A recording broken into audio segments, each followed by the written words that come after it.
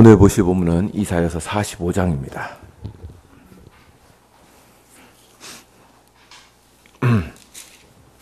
이사야서 45장 1절부터 13절까지입니다. 1023페이지입니다. 이사야서 45장 1절부터 13절까지입니다.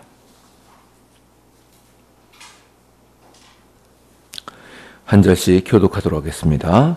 제가 먼저 1절을 읽겠습니다. 여호와께서 그의 기름 부음을 받은 고레스에게 이같이 말씀하시되 내가 그의 오른손을 붙들고 그 앞에 열국을 항복하게 하며 내가 왕들의 허리를 풀어 그 앞에 문들을 열고 성문들이 닫히지 못하게 하리라.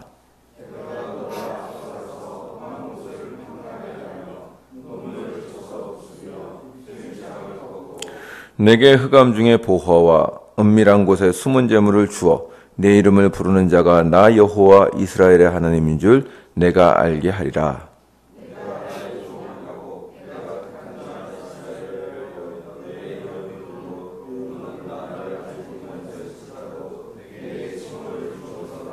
나는 여호와라. 나 외에 다른 이가 없나니 나밖에 신이 없느니라.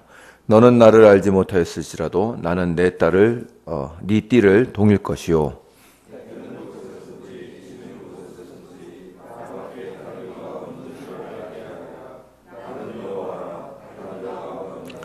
나는 빛도 짓고 어둠도 창조하며 나는 평안도 짓고 환난도 창조하나니 나는 여호와라. 이 모든 일들을 행하는 자니라 하였노라.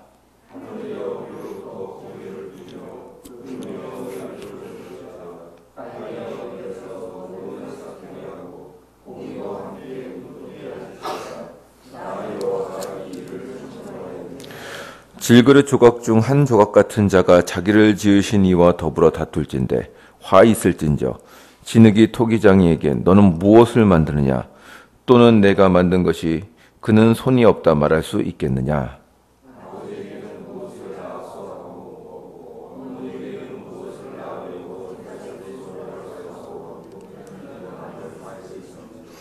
이스라엘의 거룩하시니 곧 이스라엘을 지으신 여호와께서 이같이 이르시되 너희가 장래일을 내게 물으며 또 내 아들들과 내 손으로 한 일에 관하여 내게 명령하려느냐.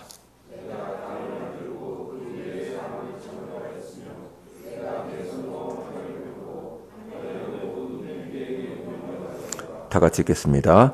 내가 공의로 그를 일으킨지라 그의 모든 길을 곧게 하리니 그가 나의 성읍을 건축할 것이며 사로잡힌 내 백성을 가품이 없이 놓으리라. 만군의 여호와의 말이니라 하셨느니라. 아멘. 이렇게 쭉 보시면 45장 1절부터 13절까지 오늘 읽은 본문까지가 바로 이제 장차 이스라엘을 자유케 할 고레스 왕에 대한 본문이라는 사실을 아실 수 있습니다. 오늘 본문은 이제 보실 본문은 이사야서 45장입니다. 이사야서 45장은 장차 이스라엘을 바벨론 포로에서부터 회복할 것에 대한 예언으로 시작하는데 아주 구체적으로 그 일을 할 페르시아 왕의 이름 고레스를 언급하고 있습니다. 이 회복과 고레스에 대한 예언은 그 앞장인 44장부터 시작하고 있습니다. 44장 21절부터 이스라엘의 회복이 기록되어 있는데 44장의 마지막 절인 28절을 보시면 고레스의 이름이 기록되어 있습니다. 한번 제가 44장 28절을 읽어보겠습니다. 보십시오. 고레스에 대하여는 이르기를 내 목자라 그가 나의 모든 기쁨을 성취하리라 하며 예루살렘에 대하여는 이르기를 중건되리라 하며 성전에 대하여는 내 기초가 놓여지리라 하는 자니라. 아멘. 이제 고레스에 대한 이름이 언급되어 있고 이제 45장은 그 연장선에서 계속해서 회복과 고레스에 대해서 얘기하고 있음을 알 수 있습니다. 45장 1절부터 3절에서 하나님은 고레스를 내가 기름 부어 세웠다라고 말씀하십니다. 여기서 이제 기름을 부었다는 것은 하나님께서 어떤 사람을 택하여 임무를 주셨고 그가 임무를 수행할 수 있도록 권세와 힘을 주셨다는 것을 의미합니다. 고레스는 하나님으로부터 그분의 백성을 회복시킬 사명과 힘을 받았습니다. 그래서 이제 1절부터 3절을 아까 읽으셨습니다만 보시면 고레스에게 모든 민족들이 항복하여 무릎을 꿇는 것이 나오고 있습니다. 그것이 1절과 2절까지 기록되어 있습니다. 제가 한번 읽어보겠습니다.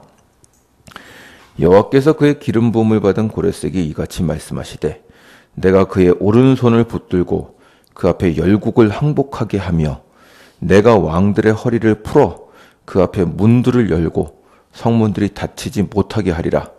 내가 너보다 앞서가서 험한 곳을 평탄하게 하며 논문을 쳐서 부수며 쇠빗장을 꺾고. 아멘. 그러니까 이 모든 구절은 지금 열국들이 항복하게 될 것이라는 구절입니다. 그리고 이제 4절부터는 그러한 고레스의 흥함과 권력이 하나님으로부터 나온 것임을 설명하고 있습니다. 이 일은 참으로 하나님으로부터 나온 것입니다. 왜냐하면 5절 이하를 보시면 이 세상의 참신은 하나님 한 분밖에 없기 때문입니다. 그분은 빛도 짓고 어둠도 창조하며 평안도 짓고 환난도 창조하시는 분입니다.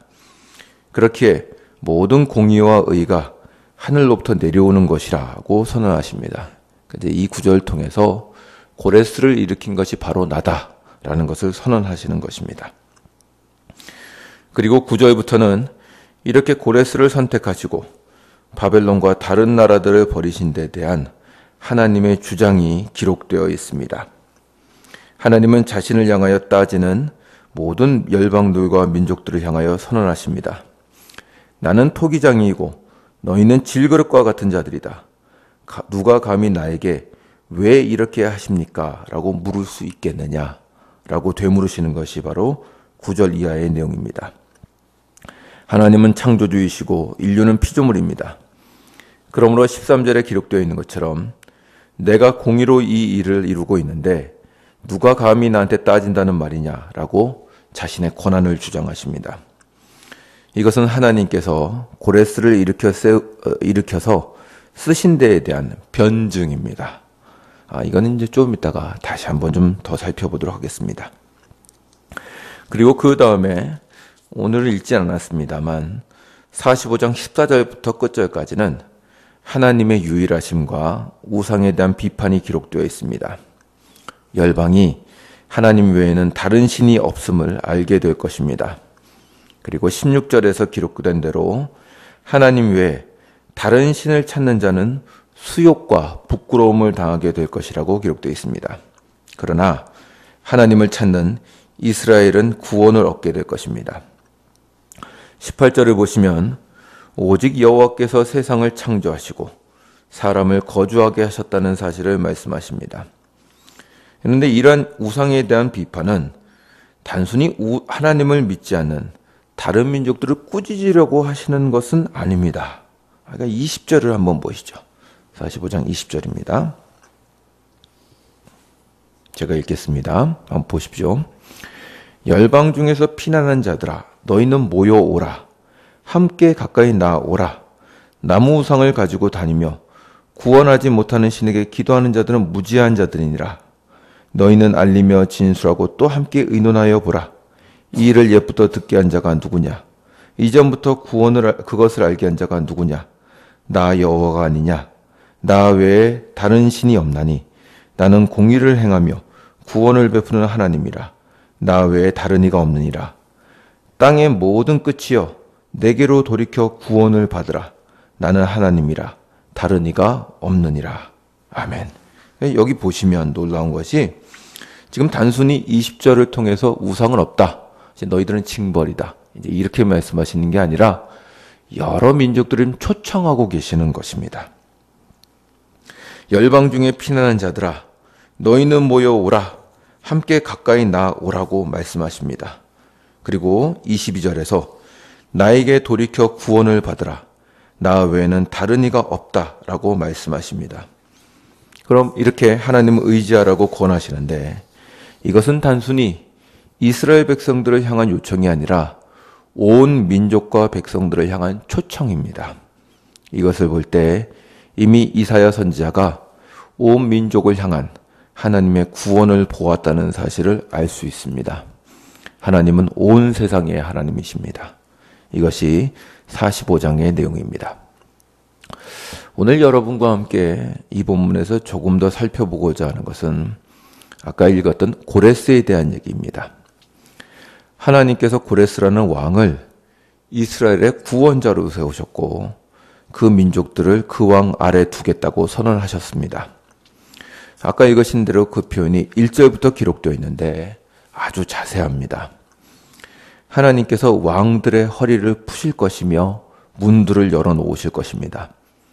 허리를 푼다는 것이 영어 번역에서는 갑옷을 벗기신다로 되어 있습니다. 그러니까 여기 보시면 45장 1절에 내가 왕들의 허리를 풀어 이렇게 되는데 내가 왕들의 갑옷을 벗겨 라는 말로 되어 있는 것입니다. 그리고 문들을 연다는 것은 성문을 열어놓는 것을 말합니다. 갑옷을 벗겨놓고 성문을 여는 것은 이미 그 군사와 성이 다 정복당했다는 것을 뜻합니다. 그리고 2절을 보면 고레스 앞에 있는 모든 장애물을 치워놓으시며 모든 놋성문, 그러니까 금속으로 된 성문을 부수시겠다고 말씀하십니다. 3절을 보면 고레스를 택하여 이것을 하게 하시는 분은 하나님이십니다. 그런데 이러한 하나님의 결정에 대해서 여러 민족들이 불만을 가진 것처럼 기록되어 있습니다. 아마도 이러한 예언은 하나님의 백성인 이스라엘에게 있어서도 굉장히 충격적이었을 것입니다. 기름 부음을 받는다는 것은 하나님의 백성에게 있는 특권이었습니다. 그러나 하나님의 이 본문에서 이방인에게 기름을 부어 그분의 뜻을 이루게 하시겠다고 하십니다. 이러한 하나님의 결정은 이스라엘과 이방 민족들 모두에게 반대를 받습니다. 이 반대 앞에서 주님은 그분의 절대권을 주장하십니다. 나는 여호와다. 나만이 참된 신이다. 너희들은 나를 반대할 권한이 없다. 그리고 이를 설명하기 위해서 드신 예가 바로 9절 이하에 있는 토기장의 비유입니다. 마치 토기장이가 진흙을 취하여 자기가 원하는 그릇을 만들어내는 것처럼 그분은 고레스를 들어 이를 이루십니다. 이에 대하여 진흙은 어떠한 반대나 의의를 제기할 수 없습니다. 이것은 이스라엘 백성이라고 할지라도 마찬가지입니다. 하나님은 그분의 백성을 쓰시지만 그분의 백성이 아닌 자들도 쓰셔서 그분의 일을 이루실 수 있습니다. 이방인들은 이스라엘 백성들보다 죄가 더 많고 거룩하지도 않기 때문에 하나님이 쓰실 수 없다고 생각한다면 그것은 교만일 뿐입니다. 주님은 필요에 따라서 당나귀도 들어 쓰십니다. 그러므로 이스라엘 백성들도 고레스를 쓰시는 하나님께 영광을 돌려야 합니다. 하나님은 그 어떤 것도 선택하여 영광을 드러내실 수 있다 하는 것이 토기장의 비유입니다. 그런데 이 하나님의 주권을 보여주는 토기장의 비유는 동일한 의미를 가졌으면서도 약간 다른 의미가 첨가되어 신약 성경에서 인용되어 사용되었습니다. 그게 이제 로마서 8장에 있는 말씀입니다. 한번 가보시죠. 로마서 9장입니다. 죄송합니다. 로마서 9장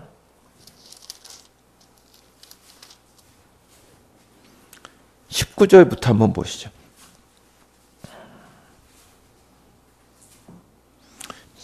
로마서 9장 19절부터 26절까지를 제가 한번 읽겠습니다. 이게 어떻게 인용되어 사용되고 있는지 한번 보십시오.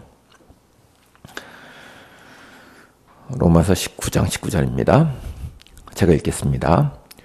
혹 내가 내게 말하기를 그러면 하나님이 어찌하여 허물하시느냐 누가 그 뜻을 대적하느냐 하리니 이 사람아 내가 누구기에 감히 하나님께 반문하느냐 지음을 받은 물건이 지은 자에게 어찌 나를 이같이 만들었느냐 말하겠느냐 토기장이가 진흙 한 덩어리로 하나는 귀 있을 그릇을 하나는 천 있을 그릇을 만들 권한이 없느냐 만일 하나님이 그의 진노를 보이시고 그의 능력을 알게 하고자 하사 멸하기로 준비된 진노의 그릇을 오래 참으심으로 관용하시고 또한 영광 받기로 예비하신 바 긍휼의 그릇에 대하여 그 영광의 풍성함을 알게 하고자 하셨을지라도 무슨 말을 하리요 이 그릇은 우리니 곧 유대인 중에서뿐만 아니라 이방인 중에서도 부르신 자니라 호세아의 글에도 이르기를 내가 내 백성 아닌 자를 내 백성이라 사랑하지 아니한 자를 사랑한 자라 부르리라.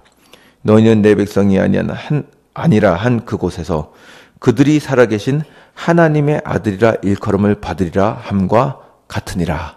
아멘. 그리고 이제 이사야에 대한 구절이 쭉 나오고 있습니다. 여기서 바울은 이사야가 사용한 토기장의 비유를 사용하고 있습니다. 하나님은 토기장이십니다. 그러므로 진흙을 가지고 원하는 그릇을 만드실 수 있습니다. 진흙 한 덩어리로 귀 있을 그릇을 만들 수도 있고 천이 있을 그릇을 만들 수도 있습니다. 여기서 바울은 이 진흙을 통하여 하나님께서 인류 가운데 어떤 사람을 자기 백성으로 만들기도 하시고 어떤 사람은 은혜를 받지 못할 사람을 만들기도 하신다고 말합니다. 왜 그렇게 하실까요? 바울은 여기서 아주 엄중한 대답을 합니다. 하나님은 절대자시다.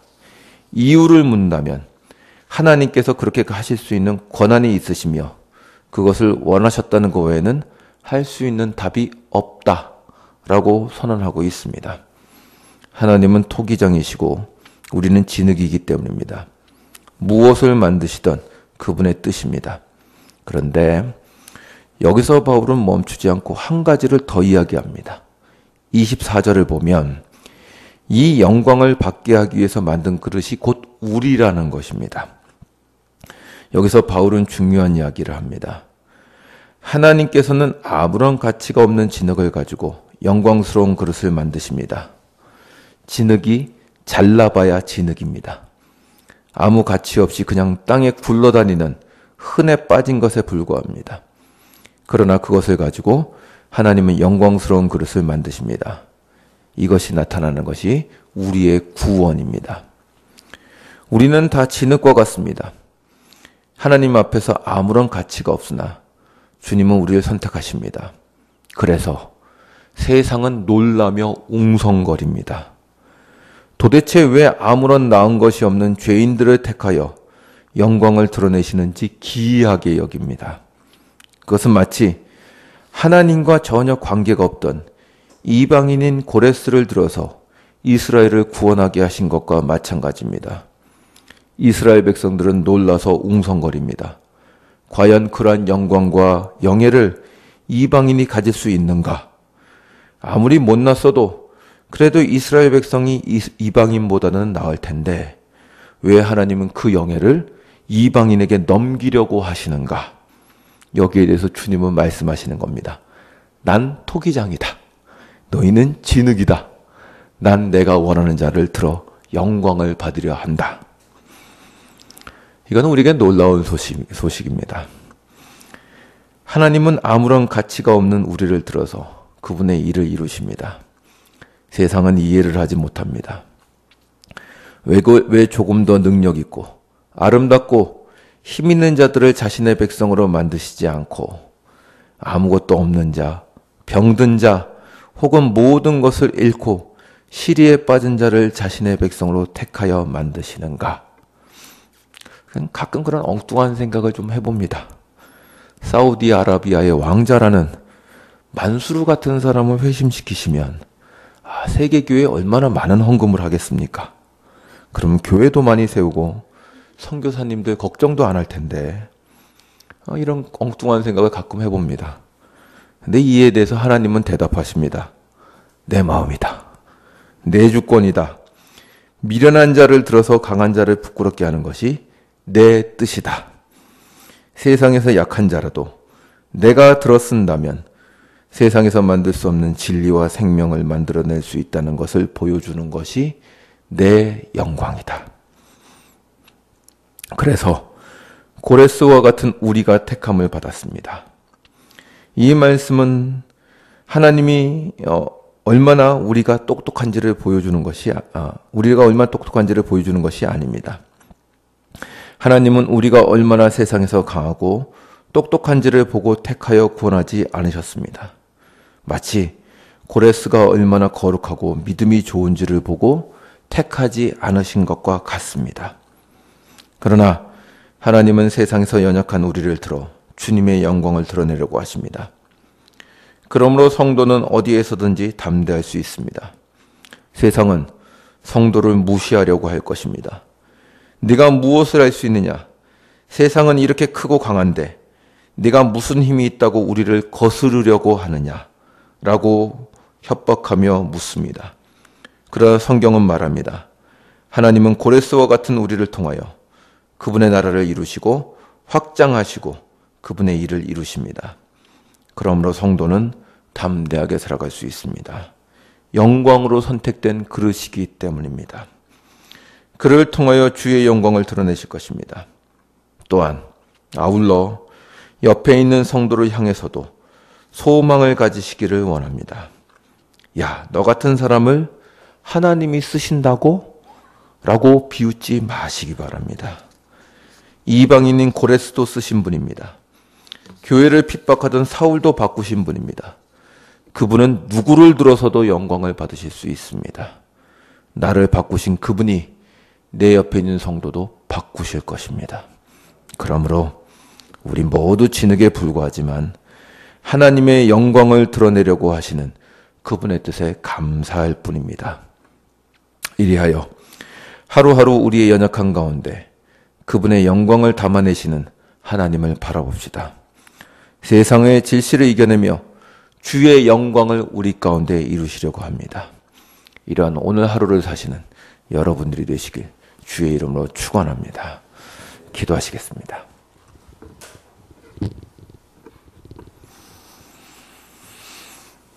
주님, 세상과 이스라엘 백성들은 고레스를 들어 쓰시는 하나님 앞에 놀랍니다.